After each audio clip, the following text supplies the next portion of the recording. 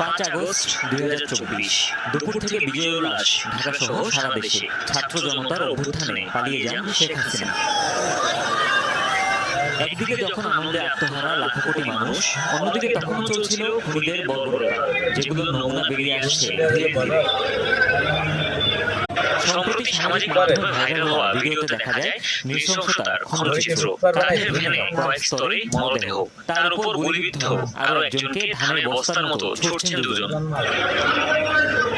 ভিডিওটি নিয়ে বিভিন্ন ফ্যাক্ট চেকিং সাইটের পাশাপাশি অনুসন্ধান চালিয়েছে যমুনা টেলিভিশন।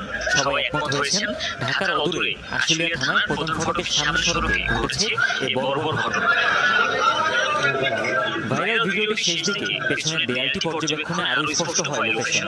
চোখে পড়ে দেয়ালের ডিজাইন ও একটি রাজনৈতিক পোস্টার। সরেজমিনে দেখা যায় আশুলিয়া থানার পেছনে একটি প্লটের নিরাপত্তা প্রাচীর এটি। স্থানীয়